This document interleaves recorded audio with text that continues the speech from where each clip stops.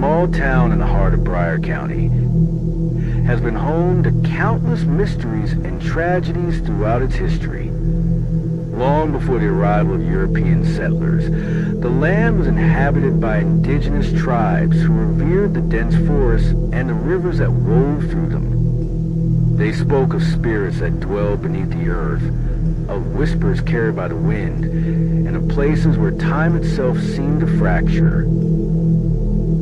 When the settlers arrived in 1697, these tribes were swiftly displaced, their sacred grounds desecrated, and their traditions buried under the weight of a new order. Yet, something lingered. In the years that followed, certain women in Lonehaven claimed to feel a strange sensitivity toward the land, an affinity for the hidden, an understanding of things unspoken. They whispered of visions, of dreams filled with voices not their own. But in a town that was carving its identity through fire and faith, there was no place for those who saw beyond the veil.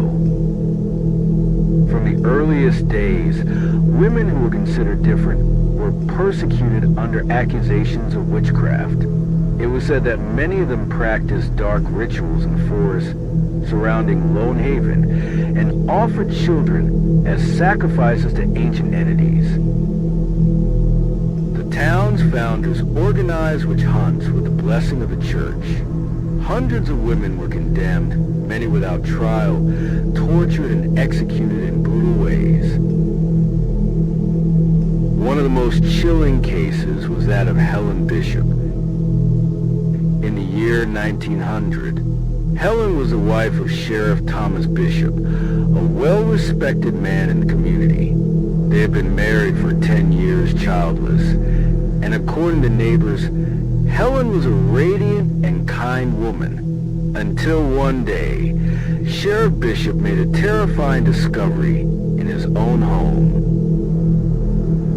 Beneath his house, in the basement, lay hell itself. Teeth, bones, torn clothing, small dead animals.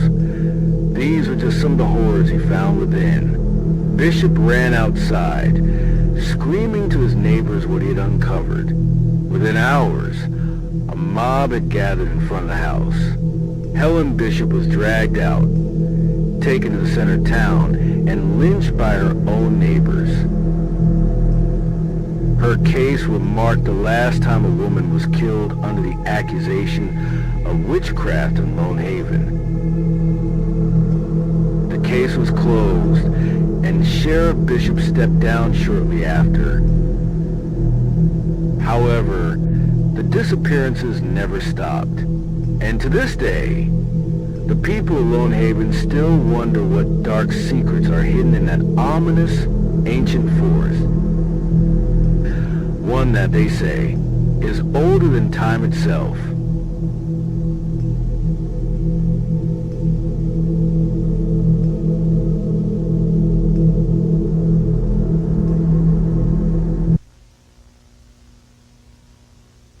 Missing, Sharon Woodland, now age 16. Last seen in Northview, Lonehaven on May 25, 1996. If you have any information, please call 1-800-5.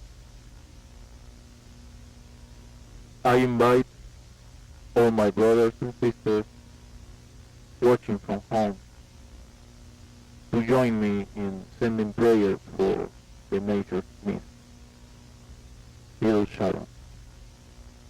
May the Lord guide her back to us. We're coming to you live from the north exit of Lonehaven, near the edge of Briarwood Forest, where police activity has intensified over the last hour. A large perimeter has been established following the discovery of a young woman's body.